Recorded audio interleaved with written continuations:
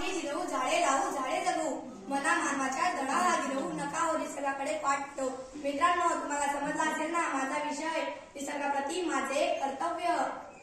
निसर्गाप्रती माझे कर्तव्य म्हणजे काय, या विषयावर मी आज बोलणार आहे. मी आता 6वी अ मध्ये सरस्वती विद्या मंदिर व कनिष्ठ महाविद्यालय इथे शिकतो.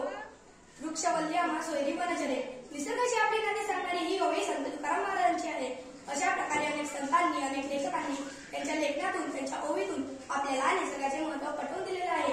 निसर्ग ही मानवाला देवाने दिलेली एक अशी अनमोल देणगी आहे. निसर्ग माझा सदा सोबती बालपणाचा मित्र करा, त्याच्या सानिध्यात राही एकत्रित सुखी ठेवी आम्हा. तर निसर्ग सुखी ठेवी म्हणजे काय असा प्रश्न जर आपल्याला पडला तर याचे उत्तर हे आपल्याकडेच असते. कारण निसर्गात राहणारे आपण फक्त आणि फक्त आपला स्वार्थ साधत असतो. याचे उदाहरण मी देताना तुम्हाला सेलफोनचे देईल. सेलफोनच्या अति वापरामुळे मधमाशांचे मरण्याचे प्रमाण वाढत आहे आणि या मधमाशा फळाफुलांच्या बीज धारणा करण्याचे एक माध्यम असते. म्हणून मी ज्या ठिकाणी आवश्यक असेल त्याच ठिकाणी सेलफोनचा वापर करेल व इतरांनाही याची माहिती देईल. येथे पावसाची सरी चिंब होत आहे तरी सततची चिंता मिळेल का पाणी. पाणी हे सुद्धा देवाने आपल्याला दिलेले एक अनमोल असे वरदान आहे. पाण्याविना एकही प्राणी जगू शकत नाही. म्हणजे आपला निसर्गच कोरडा पडेल नाही का.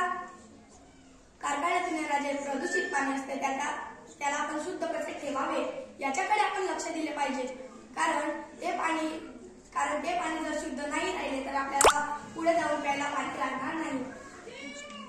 म्हणून ते पाणी शुद्ध ठेवण्यासाठी आपण प्रयत्न केले पाहिजे. आपण जेव्हा नदीकाठी जातो, समुद्राकाठी जातो तेव्हा आपण त्यात जो कचरा टाकतो त्यामुळे काय काय परिणाम होतात यात आपण मानव लक्ष देत नाही.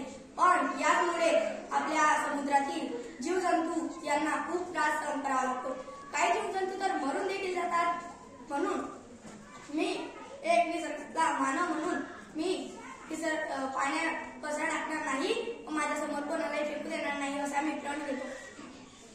झाडे लावता आली की जीवन हिरवेगार होते. झाडे लावता आली की जीवन हिरवेगार होते आणि झाडे वाचवता आली की जीवन सुसंस्कृत होते. झाड ही सुद्धा मानवाला दिलेली निसर्गाने एक अमृताचे वरदान आहे. झाड आणि मानव यात एक अतूट नाता आहे.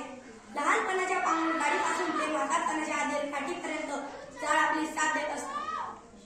एक झाड तोडायसाठी काही मिनिटे लागतात पण ते झाड वाढवण्यासाठी बरेच वर्ष लागतात. हे आपल्या मानवाच्या लक्षात येत नाही. म्हणून मी स्वतः एक झाड लावीन व त्याचे संगोपन करीन. जून महिना आला की आपण म्हणतो झाडे लावा, झाडे जगवा, झाडे लावा, जीवन वाचवा. अशा घोषणा देण्यापेक्षा मी स्वतः एक झाड लावेल असे आपण म्हणत नाही. म्हणून मी माझ्या घरापासून माझ्या घरातल्यांना सर्वांना झाड लावायला लावेल व तुम्हाला पण सांगेल की तुम्ही पण झाड लावा. आता आपण निसर्ग आपल्याला काय देतो असा प्रश्न, निसर्ग आपल्याला काय देतो असा प्रश्न जर आपल्याला पडला तर आपण सांगू शकतो की निसर्ग आपल्याला खूप काय देतो. पण आपण निसर्गाला काय देतो याचा विचार आपण करू शकता नाही. म्हणून तुम्ही निसर्गाची हानी न पोहोचवणे हे तुम्ही निसर्गाप्रती दिलेले एक कर्तव्य राहील. हे तुम्ही दिलेले एक कर्तव्य राहील. म्हणून